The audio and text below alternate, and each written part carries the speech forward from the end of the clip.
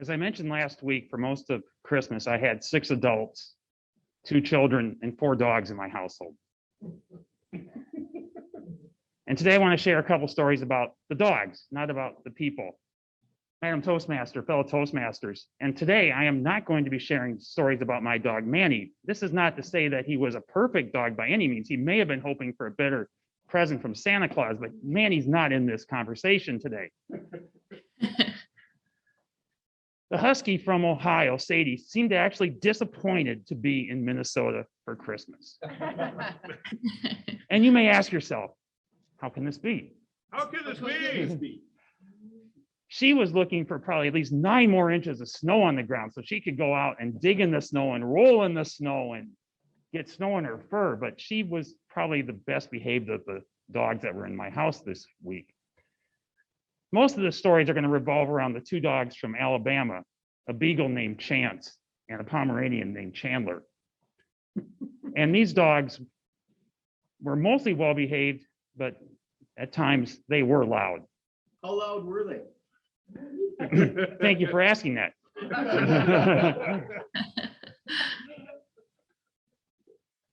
They especially were loud when they went outside. And at times it seemed like a philosophical or existential type of action on their part.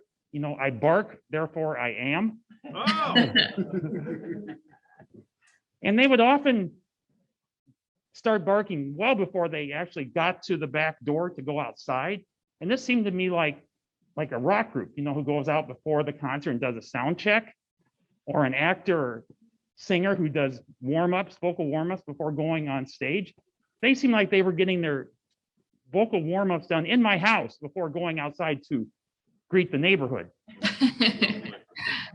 And the beagle, it tended to be something like a radar system for him, where he would go out and bark and like send a signal out to the neighborhood saying, I'm here, anybody want to talk with me? So it'd be similar to like watching radar, especially the night of the 15th when I'm seeing all the storms rolling. He was sending out signals hoping for other dogs to start answering him, to start communicating, and say, how's it going? How's your morning been? And this happened virtually every time they went out, except for the last morning they were here, which was January 2nd.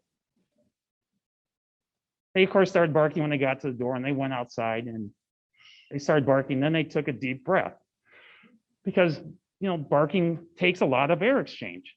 And when they were outside and they got their first good intake of 11 below air, they realized that they were not in Alabama anymore. But this lasted only for a short time, and then they were back to their typical barking. Again, it's not only my dog that I can tell stories about, I can tell stories about other people's dogs too. Anyway, it was a good time. I'm glad they were here. And in a way, I'm kind of glad the other 2 dogs are not waking up the whole neighborhood right now. Back to you, Madam Toastmaster.